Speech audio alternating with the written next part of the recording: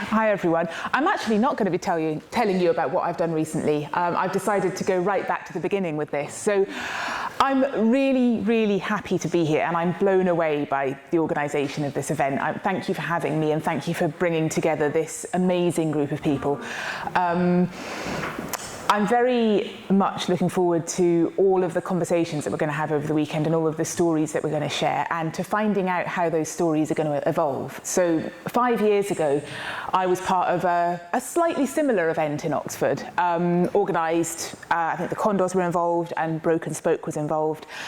And it was a similar thing. We had a lot of women together, women and others together, but it was led by women, in a room for a weekend. And we all talked about bikes and hung out and had a great time. What I hadn't anticipated was that in the years since, and even now, every now and again I run into someone who says, oh yes, I was there that weekend, and that's where I met the person with whom I cycled around the world, or that's where I finally decided I was going to get into bike packing, or that's where I admitted to myself that this was going to happen. And we had no idea that was going to be the case. We just thought, oh, we're going to organise this weekend, I hope it goes well. It's going to be really interesting to see over the next few years, who knows how long, what will come of the conversations that happen this weekend, and what journeys will begin, what businesses will start, what arguments will be resolved, and all the rest of it. So for me, the best thing about cycling is the stories. This is why I do it, and this is why I've not got bored after all the years I've been on a bike, because it's been quite a long time now for me. And that's really what I'm planning to talk about. So, because I think probably everybody is more aware of what I've been up currently because I'm all over social media with it, I decided to look back about 10 years at what I was doing back in the early part of the last decade. Where's the clicker? I started my cycling life as a bike messenger in London. Before that, I'd been a commuter. I was very into cycling, but being a bike messenger was what really, really kicked it off. And that was really when cycling just became my full-time life. That was what I did. Everything else just revolved around that, really. And after I'd been doing it for about 3 years, and loved it and was fulfilled by it, but had started to think, is this it for the rest of my life then? I mean, this is fine, but will there be anything else? I happened to go into Brixton Cycles with something wrong with my bike, which was a fairly frequent occurrence in those days.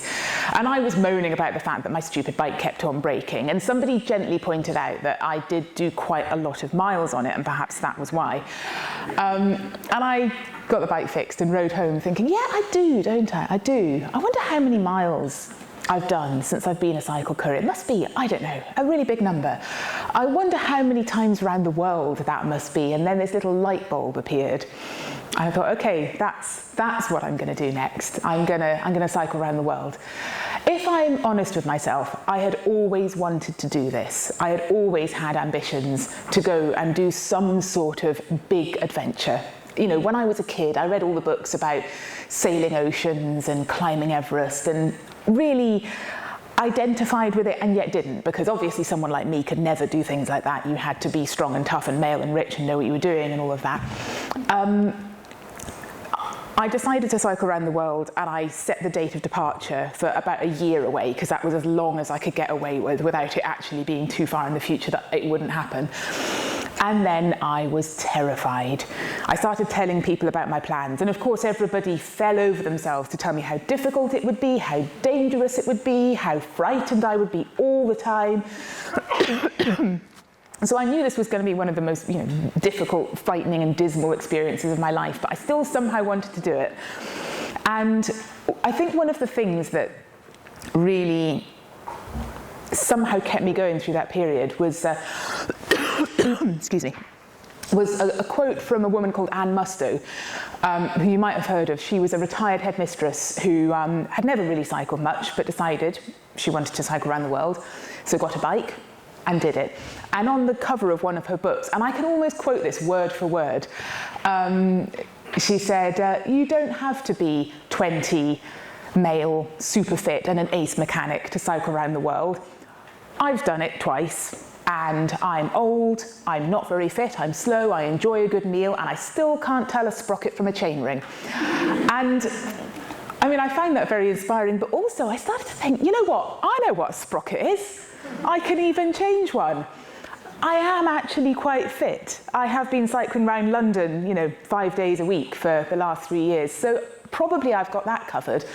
And I mean, I'm in my late 20s, but I'm pretty young, I am not the least qualified person to do this. I probably have it in me. And that for me was quite a novel way of thinking, because I think we always focus on the ways in which we're inadequate and the ways in which we probably won't succeed and the ways in which, thank you, the ways in which, things are bound to go wrong.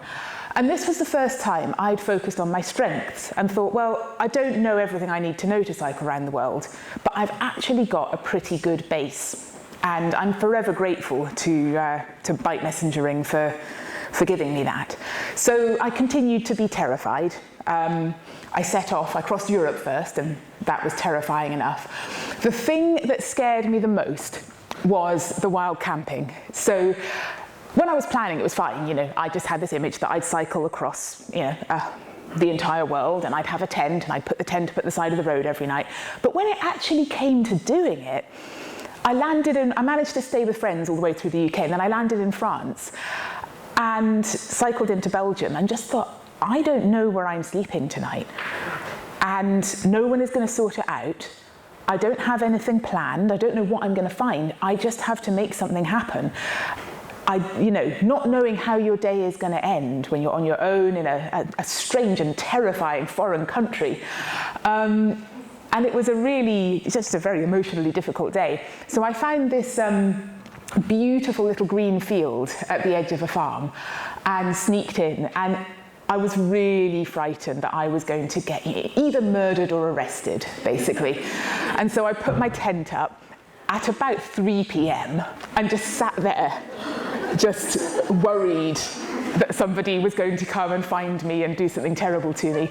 And eventually, the farmer came into the field, and I struggled to my feet and just kind of must have looked so panicked and didn't even know what language to speak to him. And he just looked at me and said, "No problem, no problem."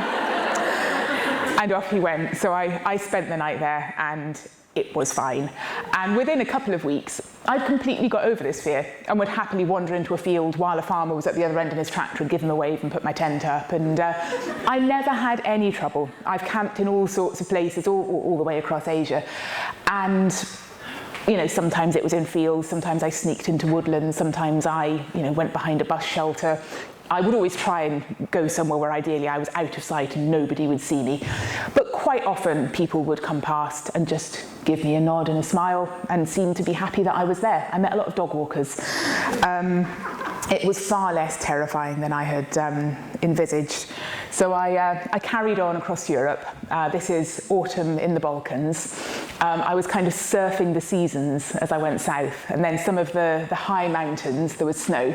You'll notice that all of these photos are more than 10 years old. As I was going through them, I thought, wow, the quality of photography has really has changed. So forgive my 2011 amateur photography. I eventually got to Turkey after, I think, 3 months and celebrated by eating a lot of cake. So I had this touching plan that I would basically avoid winter by just continually riding south. So, autumn might occasionally catch me up, but I would just keep going south until people started to warn me that winter in Turkey does not mess about. What I eventually discovered is that all of all of eastern Turkey is very high up. It's a plateau of over 1,000 meters, often 2,000 meters. So it's a bit more like this. And thankfully I knew by the time I got there that this was going to happen to me. So I was wearing as much warm clothing as I could, but this was very hard and very daunting to ride into a completely white landscape where towns and villages are very far apart, knowing that you're probably just going to have to put your tent up by the side of the road or, hiding in the hills or something and somehow shiver your way through it. But another thing that I really hadn't anticipated was how friendly everybody was. So whenever I passed anywhere, this was a guy in a petrol station, and he kind of ushered me in and tutted over me and made me a cup of tea and seemed kind of both horrified and impressed that I was cycling through the winter, because why would you do that? This family, the man of the family was the mayor of the town I passed through, and as I passed, I was scooped up by people and taken to the mayor's office and sat down and told that I would be staying with his family. So I did, and I played chess with his son, and I shared a room with his mother, and it was really lovely. I was woken up in the middle of the night with a start and didn't know where I was. And I realised that what had happened was that my pillow had slipped from under my head, and this charming old woman was trying to put it back without waking me up. Very, very dangerous activity, cycling. And this family, it was the following night, and I was putting up my tent on the outskirts of a village, and the younger woman found me, and she was called Elif. We didn't have any language in common, but she was appalled that I would consider camping and made it very clear that I was going to come home with her. So we spent the evening in their very, very hot living room, and we watched Turkish soap operas, and we drank lots of tea, and had a really lovely time, and they waved me off the next morning. One particularly entertaining thing about this period was a few days later I got to a bigger city, and I met up with two Dutch cyclists, two guys, and they had been riding the same way. So we sat and we drank beer and we swapped stories about, oh, I got a puncture, oh yeah, me too, it was terrible, and all the usual fun stuff that cyclists talk about. And it turned out that every single night for the last stretch of road, I had been invited in and, played chess with people and drunk tea, and they had camped outside in the cold. And one night they had even been moved on. And I thought back to all the people who had told me that, as a solo woman, I would be terribly, terribly at risk and would be threatened at every turn, and realised that I think I'd been fed the wrong story, and actually often things are much better. So I carried on east. My plan was to cycle through Iran. I'd managed to acquire an Iranian visa, which was honestly one of the most difficult parts of the entire undertaking. People often ask me what I'm scared of, and honestly, it's not the Turkish winter, it's visa bureaucracy. It's awful. It's it's a lot more awful for some people, but it's stressful, difficult, time-consuming, and not as much fun as riding your bike. So I'd managed to get a visa, but this was late 2011, and as I'm sure you'll remember from knowing your history, that was the year that a mob in Tehran had stormed the British embassy. I can't remember, I think we'd legitimately done something to annoy them, and so there'd been the embassy had been taken over, and Britain had retaliated by withdrawing all their diplomats, and Iran had withdrawn their diplomats from the UK. So we were not friends at that point. And everybody had started to warn me about probably not cycling through Iran, and was I sure that was a good idea, and all the rest of it. But I had the visa, and I'd met a lot of riders coming the other way who had said, don't listen to anything you hear about Iran. The people there are the most friendly in the world. You'll be fine, keep going. So I carried on across the border. They let me in, and I think in the first day there's not much in Western Iran. It's all mountains and quiet roads, so I was kind of on my own. I hadn't really seen many people. I'd passed a few cars, and all of a sudden I was on my own on this road winding through the mountains, and a white car screeched past me, stopped and U-turned and came back towards me, and I thought, okay, right, whatever is about to happen is going to happen right now. And I wasn't sure what to expect. And this family got out of the car, and they were so happy to see me, it was as though they'd been expecting me. They were just overjoyed, and they all piled out, and we just stood around and kind of smiled at each other. And they took photos of me with every single one of them, and they all shook my hand, and the mother gave me a hug, and then they all got back in the car and drove off. And that kind of set the tone for my time in Iran. It was a lovely, lovely time. Everybody wanted to be my friend. Everybody insisted on giving me food, whether I needed it or not. People would fight over whose house I was going to stay in. And I realised that if anything bad did happen, because you have your ups and downs, I would be helped People were delighted to have me, and also touchingly determined to show me that Iran was not the big bad monster that we had all been told, that they were nice people and they wanted to be friends and they were sorry about their government, as I think we probably should have been too. So Iran was also very cold. I was still failing to find spring. This particular day it was -30, which was hard. But I found lots of places to stay. People took me in. This woman, she sat and had lunch with me in a service station, and she tried to steal my helmet. She was very friendly. She hoped I would marry her son, who was about so high. And these guys are truckers. They accosted me and invited me up into the cab of their truck and cooked me an omelette for my breakfast and gave me a bag of oranges to take away with me. And the chap on the right actually spoke very good English because he had a degree in translation studies. So we had a good chat about our lives and about what on earth I was doing cycling through Iran in winter. And I interestingly found that truckers all over the world have been my friends on the road. It was another point at which the story I had kind of changed slightly, because when I was a courier in London, you learn to think of trucks as your predators. You know, a lot of cyclists get injured and killed by trucks turning onto them.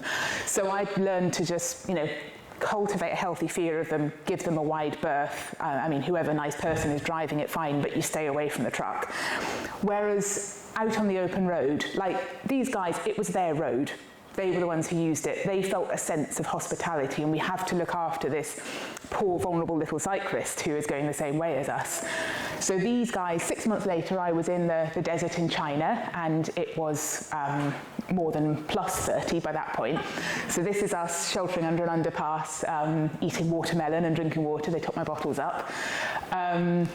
And then these guys, very cold again. This was on the border between Alaska and Canada in the middle of winter, where I discovered, I'd driven up from Alaska, and all of the truckers along the way had been keeping an eye on me. I had no idea. I'd just seen trucks going past, but I got to the border, and these guys were like, "You made it!" Because some of them had been going back and forth every day, so they'd just seen the progress I'd made.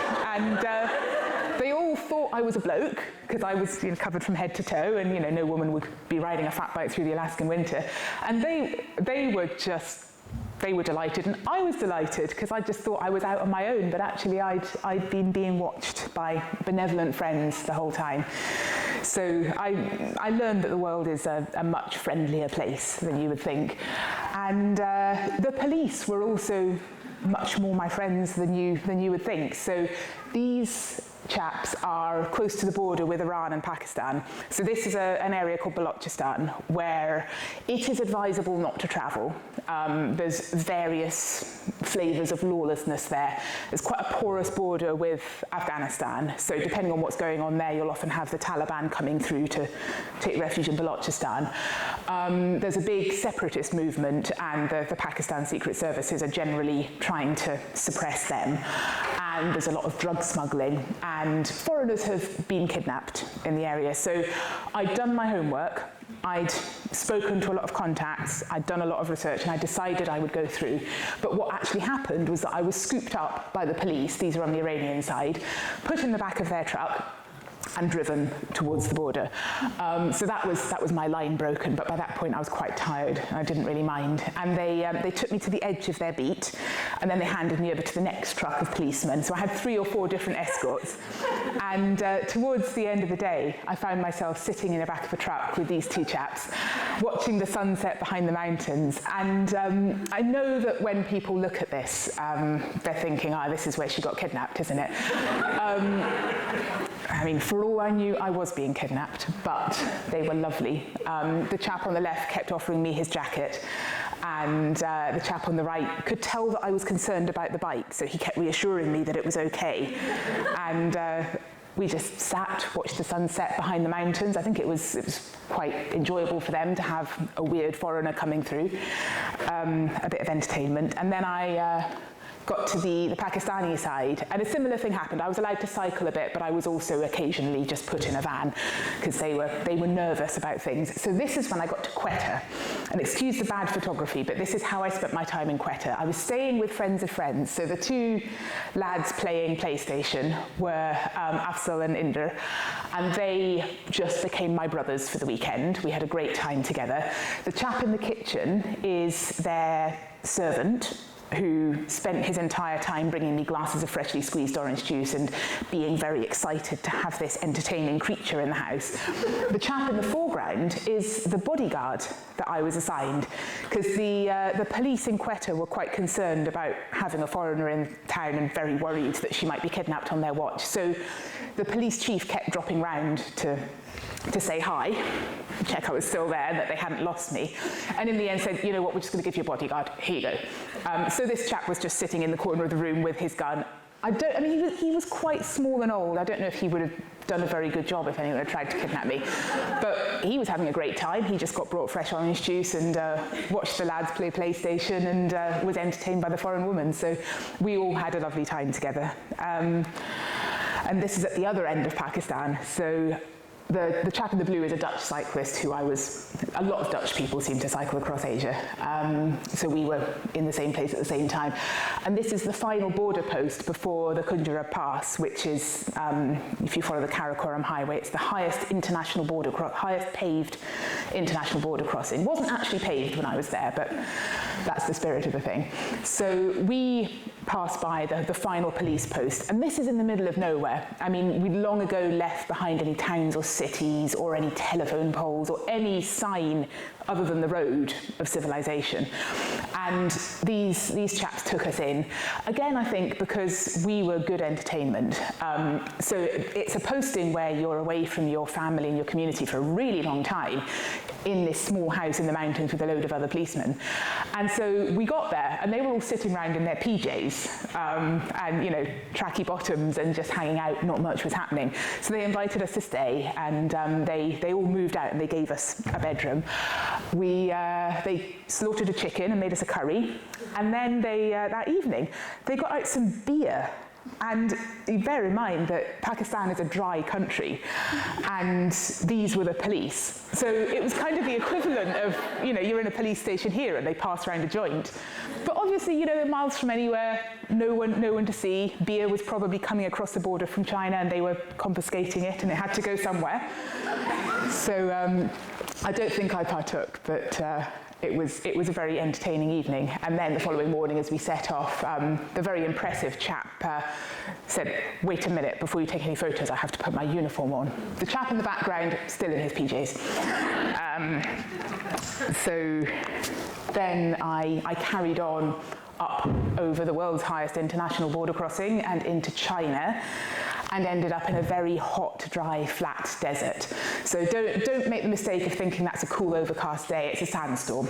It was very hot and very windy. It was the worst of times, and that's the distance to the next city. So it was an endurance struggle in many ways. So I decided to detour and go over the Qinghai Plateau, which is actually part of the Tibetan Plateau, and has the distinct advantage, if you're there in summer, of being 3,000 meters up and therefore much, much cooler. So I spent an entire day just going uphill to get onto the Qinghai Plateau. And I met some policemen up there, which I didn't sadly get a photo of them, but it was another one of those encounters. So there was a roadblock in the middle of nowhere, a police sort of small cabin, and I thought, oh dear, you know, there could be some trouble here. So I just kept riding, kept my head down, and I went past, and they all waved. And then about 2 minutes later, they caught me up in the car and had belatedly realised that actually they should probably have stopped me and I wasn't really supposed to be there. So they got somebody on the phone who spoke English and who explained that Qinghai is in fact closed to foreigners and I shouldn't have been there, and so they were going to wait for a vehicle to come to take me to the next town, where they would put me on a bus that would take me to the city outside of Qinghai. And they were quite nice about it. And so we hung out for a little while and they gave me some food, and then I said, you know what, this vehicle's taking a while, how about I'll just ride to the next town. And they were like, yeah, sure, why not? So I rode off, and of course I did not stop in the next town. I carried on. So this was a couple of days later. It was amazing going up onto this plateau, because it felt as though I was going up a mountain to, out of civilization, out of the world. And then I came across all of these landscapes up there. It was like when you're a kid and you climb up on top of the wardrobe and you find the Christmas presents. Like, I had no idea that all of this was going to be there. So this was this beautiful, fertile farmland with green fields lined with trees and the sun setting behind the mountain and a cuckoo in the distance, and it was almost a bit much. And I hid somewhere and camped in the middle there under the moonlight among the mosquitoes. That was the only bad bit. And then towards the end, this is a photo from a place called Chappell Lake, which wasn't even in my guidebook. I'd never heard of it, but in China it was quite a big tourist destination. And I was taken in by some people who worked in a petrol station, and they knew I wasn't supposed to be there. So they were young people, living and working in this fueling station, and they had a bit of a dorm out the back where they let me sleep. And so they dressed me up in one of their uniforms so that I wouldn't be recognised, and they put me on the back of the motorbike and took me off to see the sights, including this salt sculpture here, and took me out for dinner, and we all had a great time. So this is another place I should not have been. This now is Iceland. This was a couple of years later, and I took by then I'd got a fat bike, and I took it to see how I would do riding in winter. So this road I should not have ridden. This photo was taken from the end of the road. I didn't have the sort of chutzpah to take the photo before I started in case I had to turn back 5 meters later. The start of the road looked like this. And this actually, I think, is one of my favourite photos I've ever taken when cycling. I'm not a particularly good photographer, but this just says it all for me, really. This is what I love about travelling by bike and about doing difficult journeys through the mountains. So you see this road winding away from you. The tarmac stopped a while ago. There's an increasing quantity of ice on the road. You can see it gets very steep. I had to walk that bit. It was impossible to ride, on the gradient and the ice. And then it just winds its way into the mountains and disappears. And who could not look at that photo and think, well, what's going to be up there? And what I found when I got up there was this. I spent this entire day just riding across this another incredible plateau, covered in ice caps with volcanoes in the distance, and all of the rock on the ground was lava that had been lava fairly recently and now was rock, and was great fun to ride a fat bike over.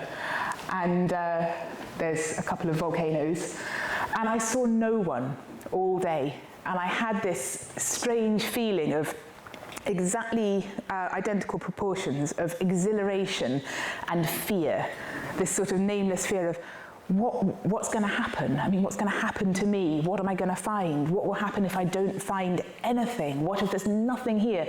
What if I get injured? What if, how will people know I'm here?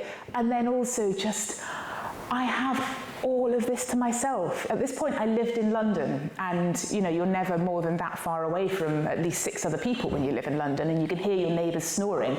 And here I was, and I didn't see another person for the entire day, and I had all of this to myself. And I mean, what a privilege.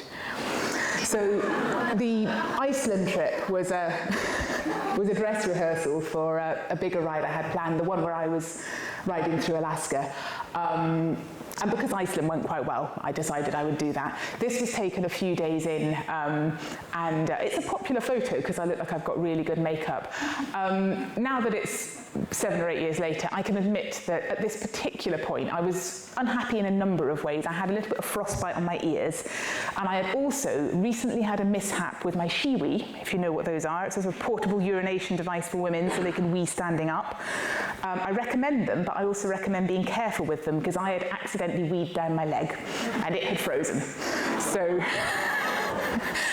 I issue this as a cautionary tale. I was not happy at that point. I was in this landscape, which was just pure white, even though I know it's fine, like I've prepared, I've got the right kit, I've planned, I know I'm going to get to towns, but something inside me was saying, no, you've got to stop, you've got to stop, you've got to stop, this is no good, this is no good, we need to be away from here. And yes, it was practically very difficult riding in the cold weather. So this is what would normally happen to me. I had to cover up, normally I had goggles on as well, I had to cover up every part of my skin because you didn't want the wind chill giving you frostbite, as had happened to my ears before. They'd been sticking out the bottom of my cap. But the problem was that as you're riding along, you're still breathing and sweating, and your body is still at 37 degrees. So all of this is kind of sweat and the vapour from my breath coming out of me and then instantly freezing. So I had this mask that was a sort of a solid chunk of ice quite often, and you can see I've got icicles coming out the bottom and all the rest of that. And then over my face, it was kind of sweaty and swampy and disgusting. And I was trying very hard not to sweat, because if you're sweating from your torso, the heat of your body will sort of push it out through one or two layers of your clothing, but then it will meet the cold air and immediately freeze. So you end up with just the inside of my jacket was covered in white frost. And of course, if you're living and riding and camping at -30, there's no way for that frost to dissipate. Anything that gets wet freezes and then stays frozen until you get to somewhere where you can thaw it out and dry it. So it was a very administratively difficult and tiresome trip. But as I got used to all of the admin of, how do you get a snack out of your bag when it's -35 and all of that, and how do you stop yourself from sweating, the fear also started to dissipate, and I started to realise, okay, I'm capable of this now. I've learned some skills, I can handle it. It is still objectively dangerous to be out here. Like, if I don't take care, this is a climate that, unlike British weather, could happily kill me. But I've learned what I'm doing now. I've got my admin right, I've got the kit, I've had the right advice from the right people. And I started to really enjoy it. So this is one morning I woke up and I realised I had made my own snow by breathing in the tent. That's my breath. I did it myself, and then I sat up and it all fell on my head. And these are some of the people who welcomed me in. So it's the areas where the weather or the conditions are really hard where you find the most kindness, because people know. So in the Turkish winter, in the Chinese summer, and in the Alaskan winter, this family insisted that I come in and stay with them, and they fed me. They were, that's 2 parents and 7 children, and they ran a sort of campsite, but of course there was no one there. They were just kind of hunkered down for the winter, and I think they were quite pleased to have someone come and visit, but also they didn't have much, and they shared it with me. And then this is the policeman in the small town called Beaver Creek, which is on the border with Canada. So I'd crossed the border, and this tiny town where I met all the truckers, very few people live there, and he came to just sort of check I was all right. And then this is the following day. He drove for an hour to find me on the road, and again, just check that I was okay. He brought a great big carrier bag of food, and he invited me into his cab to sit and eat it. And I had miscalculated my food, so I was delighted. I just sat there and kind of tore into it. And he was asking, what I was up to, and we talked about our lives a bit, and I explained some of the things I'd done on the bike, and he was impressed. And I said, no, don't be. It sounds impressive, but most of the time I feel kind of, scared and stupid. And he looked at me and said, yeah, me too. So, I sort of discovered that the world is a friendly place, and if you are reasonably sensible about what you're doing, you're probably going to be okay. This is one of my favourite pictures of Canadian roads. Look, it just goes on and up and down, and it's pure white, and I had it all to myself. All I heard that winter was the crunch of tyres on snow and my breathing and just the great big silent emptiness around me. And here I am, arriving in Vancouver at the end of the trip, substantially over-geared for spring. So it's been a good few years now since I did all of that. And since then, I've got into ultra racing. This is a more recent picture of me on my way to winning the Transcontinental. And this is a picture of me asleep at the end. But the thing about all of these stories is they continue to evolve. Yeah, we all know this, we all have stories we tell in our lives. You have the thing when it happens and you experience it. And sometimes while you're experiencing it, you're thinking, oh, this is going to make a great anecdote. How am I going to tell people about this? And then you tell people a few times, and then it becomes part of your, your personal mythology. And it's quite legitimate that stories will drift as time goes along.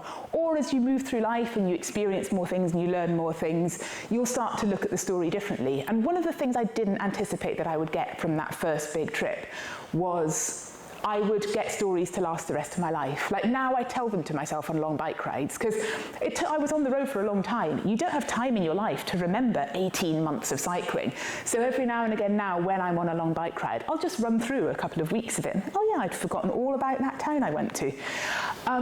Also, new information comes to light in the world that makes you tell the stories differently.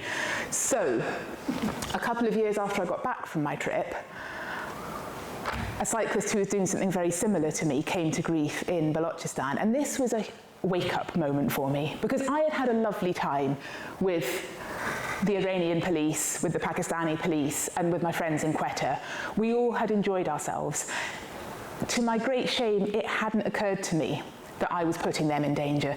I didn't think I was cavalier with my own safety, but I felt I'd made an assessment of the risks, and I'd done my research, and I'd talked to people and decided that I was going to do this. And I got away with it, so I think I was right, or thought I was right. It hadn't occurred to me that I might make it, but the people whose job it was to protect me, who didn't have a choice in the matter, might not. And that my presence there could actually have been a substantial disadvantage for them. Everybody has always been very nice to me. And maybe they weren't thinking this either. But now this is something that when I tell that story, that's how I tell it. And when I plan trips and when I think about what I'm going to do, I think about what I'm going to get out of it. I think about whether it's safe for me. I think about what the communities I travel through are going to get out of it. I think about, is it safe for them? Most of the time, it's probably neutral. Sometimes it's great. Sometimes possibly not. So when I was in Iceland, if I had come to grief on that road, somebody would have had to come out and rescue me. Now, the Icelandic mountain rescue are pretty hardcore. They would probably have loved it, but nonetheless, I would have been obliging them to come out and sort me out, and I would have been worrying my family and all of the rest of it, and who knows. I probably still would do this particular ride. I was advised to by an Icelandic man who had assessed my abilities and thought I was going to be okay, but now I would have that conversation with myself beforehand. And this road, this is a road called the Cassia Highway, which goes through northern British Columbia. It's a very remote road. It used to lead to lots of mining and logging settlements, but these days there's not much going on. There's a few small settlements. And one evening, it took me about a week to ride this road, I stopped in a small town and I went into the little shop to get some food. And everybody there was very friendly and asked what I was doing. And I found I was actually quite surprised that they were very friendly and curious, but no one invited me to stay with them. And this was just out of keeping with my experience thus far in almost every place I'd travelled. So I was kind of moderately surprised and, fine, went down the road and pitched my tent. And then about 4 years later, I rode the same way. I did the road in reverse. And by then I knew a bit more, and I talked to a few more people. What I'd understood, again to my shame, is that this was a First Nations settlement, native Canadians who were there long before the British invaded. And I hadn't at that point heard of the terrible things that the colonisers did and how they took a lot of people's children away from them and put them in residential schools where they were horribly abused and often killed, and that this is a huge ongoing generational trauma for a lot of these people. And so for them, a white person coming to their settlement had very unpleasant connotations, and they were very friendly and very kind, but they were absolutely not going to invite me into their home, and quite right.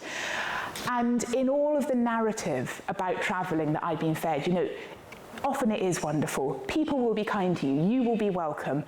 yes, but also we often abdicate the responsibility of finding out who the people are who we're going to be visiting and what they will be overcoming to welcome us. And, if someone I didn't particularly like came to my house and was in need, I would help them. Most people would.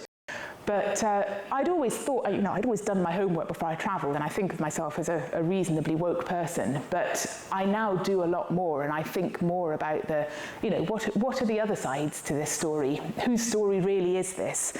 So the wild camping, which always terrified me and turned out to be fine.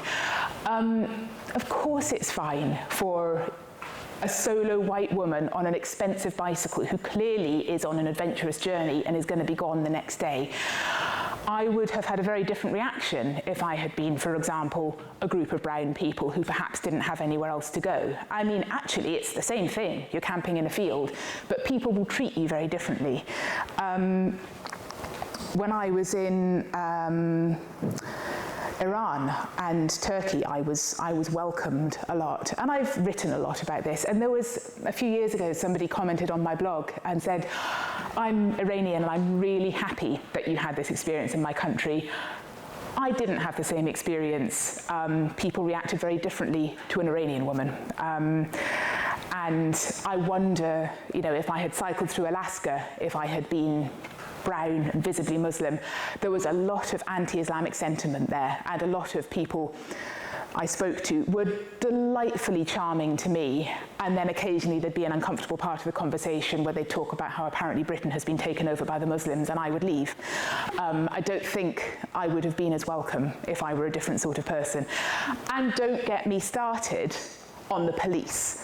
So I've had a lovely time with the police, and I've had a lovely time with the border police, but there are a lot of different ways of travelling across a border, and not all of them are as welcoming as the one I had. So I still travel, I still cycle, but I'm starting to question constantly how I'm doing it, what I'm doing, and what it is that we kind of worship and validate about adventure. So for a while I had a theory as to why people were so hospitable to cyclists, because everybody has these stories, and I know a lot of people in this room have bike toured, and it is a lovely experience, and it's one that we're very lucky to have, because people see you, and everybody wants to be a good person, wants to be generous. If you're on a bike tour, you're a really easy target, because the person gets to say, well, you clearly need food and shelter, and I have that, so it's very little trouble to give it. But also, you're not going to hang around. You will be gone the next morning. You're in need currently, but you're very capable, and you have a means of transport and somewhere to get to, so you're not going to be in their life longer than they want. And you're not going to, you're not going to trouble their self-belief too much. They get to be the generous person. I gradually realised that a lot of people I'd met along the way, I'd met one side of them, and I might meet a very different side. It took a long time for me to realise where I lay in all of this. So people fall over themselves when you're a solo white woman on a bike to tell you how vulnerable you are and in how much danger you are and how threatened you will be. And so it's quite plausible to believe this. I mean, it took me a long time to realise it wasn't true. Everyone told me, and everyone told everyone else, so it's just this kind of rolling myth that you get fed. And yes, there are times where you are more vulnerable. But as I was saying at the very beginning, we also need to focus on our strengths and our advantages and our privileges. And for example, if I had got into trouble in a lot of these countries, I would have had the full force of British diplomacy behind me, except in Iran, obviously. And I would have had people rushing to my aid. The people who caused me trouble would probably have got into a lot of trouble themselves. This would be different for a different sort of person. And there are different sorts of white women. I think I would probably be a lot less threatened as a middle-aged white woman with short hair than if I were a fragile 18-year-old, for example. So I've learned to risk assess the situations I go into on my own behalf in a much more nuanced way. Sometimes I'm going to be fine, sometimes I'm not. Mostly I am. But also the risk I create for everyone else, the risk when I travel, and the stories I bring back about it. So one of the things I have come to to slightly dislike about the adventure narrative is this sort of go for it, quit your job, follow your dreams, get yourself out there, the world will look after you. Absolutely it will, sometimes, if you're the right sort of person doing the right sort of thing. A lot of the time it won't. And a lot of the time, that's just not practical. So I paid for my first big trip by working very hard 7 days a week and by having an insurance payout from a bike crash that netted me £7,000. So, there was some minor misfortune there, but it worked out pretty well for me. And I didn't, I wasn't given the money, I did work hard for it. However, I didn't have any dependents, I didn't have any commitments, and although I really did not want to have to fall into a safety net, if I'd needed to, if for some reason all the money had run out and I was trapped in a foreign country, I would have been able to call on friends and family to help me out. And I would have absolutely paid them back. But a lot of people don't have that. A lot of people can't quit their job. A lot of people can't leave their family, their dependents, their commitments. And for a lot of people, real life is valuable and fulfilling. So at the end of my long trip, the first big trip across Asia, I was not in a very good way. And the reason I didn't continue to cycle around the world was that I was a bit depressed, and I was becoming physically jaded with what was going on. I wasn't excited about meeting new countries anymore, and I thought, well, that's a shame. I think I should go and recharge my excitement. It seems unfair to go to places and not want to engage with them. I met a German cyclist when I was in Korea. We were going in opposite directions on a quiet road and just crossed paths and went, wow, fancy seeing you here. So we stopped. We were right by a beach, and we just spent half an hour sitting on the beach eating biscuits and talking about what we were doing. And I was the senior one here because I was at the end of an 18-month trip across a continent, and he was very impressed. He had a job and a partner, and he managed to take a month off every year to go and do his thing. So he was more of a recreational cyclist, really. And then he started telling me about how he'd been looking forward to coming to Korea. He'd been learning Korean, he'd been watching Korean films, he had been studying, he'd planned his route, he was so excited about it. And I thought about how jaded I was, and suddenly realised that perhaps the way I was doing it was not the correct way after all. So this, I think, is... I'm very grateful for the trips I've had. I mean, look at the wonderful stories I've had. I've been able to write books about this, and I get to do events like this where I get to tell the stories and then I get to hear other people's, and it is wonderful. But I think I would ask everyone to think about the way you choose to do things, to think about the impact it will have on other people, as it always will. It can be positive, it can be less than positive. And the people you think are the biggest heroes often aren't. I think that's the ambivalent note on which I'm going to end this. But I'm going to be around later as well to talk about pushing boundaries. So we can come back to a lot of this now. I think I'm not sure where we are on the schedule because I know I started quite late. But do I have time for about 5 minutes of questions? 5 minutes. 5 minutes of questions. Does anybody have anything big or small to ask? You talk about your human interaction. Did you have any problems with animals out there? I mean, obviously things like bears were probably hibernating, but wolves or anything else of any concern? I didn't really meet many animals, especially on this trip, which was a sadness to me because I'd been quite excited. I did have one night in the tent where I was very convinced that a bear had come and fallen asleep next to me because every now and again I just hear this kind of scraping sound against the wall of the tent, and I thought, oh, that'll be the bear breathing. And I just lay there for a very long time thinking about this bear that I was sleeping next to. And in the morning woke up and realised that it had been snowing, and what had happened was the snow was collecting on top of the tent, and every couple of minutes it would just slide down, and that's what it was. There was no bear. But I saw various animals. I think it was a raccoon, I don't know, it was dark. Something tried to steal my cooking pot at one point. And I saw lots of elk and reindeer and moose and things like that. And I did not meet any wolves, but I heard them. I was going to camp somewhere near a loggers camp, lots of big beefy blokes, loggers, and they were like, you absolutely can't camp here, there's a wolf pack in the area. So they gave me a room in the loggers camp that smelt of bloke, and I heard the wolves outside, and that was quite exciting. They didn't howl as much as I thought. It was like a pack of yapping dogs. So yeah, there were a few animals. Any more questions? Thank you for an amazing talk. I feel really inspired. I've always liked the idea of cycling around the world. I doubt I ever will, but I've always liked the idea of it. And two things that feel like big blocks to me are A, budget, and B, how I would do this as a plant-based eater.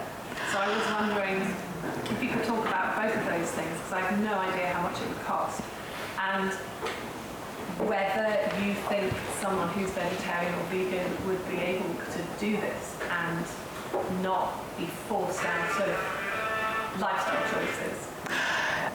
Both really good questions. So budget-wise, I mean, I was doing this now more than 10 years ago, so I can't give you an accurate budget. A lot of things have changed. What I will say is that it was much less of a problem for me than I thought. So I'd saved up a lot of money, but I assumed that the reason I stopped when I stopped would be because I ran out of money, and that was never an issue. I spent a lot less than I thought. So the way it worked, I didn't set a daily budget because I knew that would just stress me out, and I knew that it would just vary wildly, and how do I know how much things are going to cost in Eastern Turkey? So I just tried to spend as little as possible, which meant that on most days I would spend almost nothing, and sometimes I would be given loads of food and I was into the black, and then some days I would have to pay for a visa or a winter jacket, and that would be a shocking amount. The money went down very, very slowly because you don't really have any significant outgoings. You're not paying for buses or trains or anything. I would occasionally pay for some cheap accommodation, but often not. And if you're cycling, there's a wonderful website called Warm Showers that you might have heard of, where fellow bike tourers offer each other hospitality. And that's one of the best bits about traveling. You just get to make new friends and sit around and talk about your bike trips. So it can be done very, very cheaply. And then the plant-based thing, I admit I would be terrified to try that. I know people who've done it. It is possible. I think it just makes it an extra level of difficulty. One thing I was grateful for consciously when I was doing my trip was that I don't have any dietary restrictions, so I could just eat what I was given, and I didn't have the experience of getting to the end of the day being desperately hungry and then having to get my flashcards out and say, no, I can't eat that, no, chicken is not vegan. So I think it would be possible. I think there is vegan food available in most countries, but there would be, I think France would be the most difficult. I've seen vegans travel around France eating nothing but Orangina and baguettes. So I think there are probably quite a lot of resources on this because a lot of people are doing this now. And it might end up being one of the things where you would just find you were always buying produce and cooking on your camp stove, and then getting to a city and treating yourself. But yeah, both good questions. I think maybe one more question. Someone over there?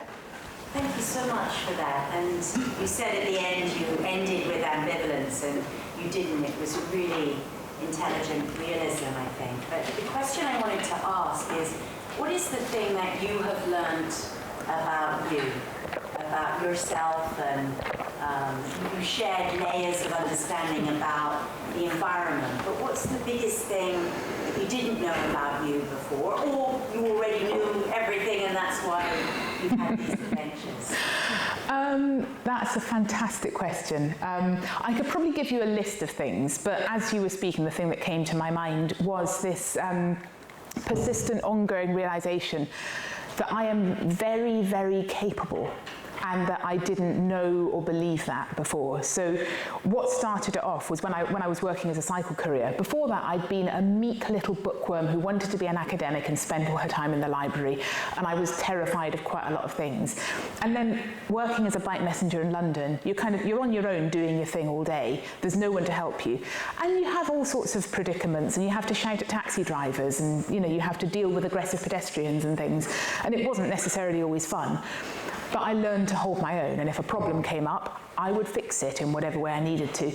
And it's something now that makes me quite angry that women are persistently told that they are A, vulnerable, and B, incapable, which really stops us from doing a lot of things. And actually, you're vulnerable in a few situations, you're much less vulnerable than you think and have many more advantages than you think in others, particularly the Turkish winter. And you can learn to do things. I think one of the biggest, one of the things that makes me angry is that all of these people saying, oh, you know, it's very dangerous, are you sure you want to do that? And saying that to every woman who wants to go and cycle around the world is that you're preventing people from going off to cycle around the world and making terrible mistakes and having bad things happen to them and then fixing the problems and learning to deal with them and becoming more capable. And now I still feel afraid of things and I still feel incapable a lot of the time, but I've learned that, you know, you can just go and do it, and you might do it quite badly and make mistakes and some bad things might happen, but actually you're a strong, tough person, you're resilient, you're capable, you can do it, and you can learn. And I think that change of attitude has been, I think, the best and most useful thing that I've got out of it.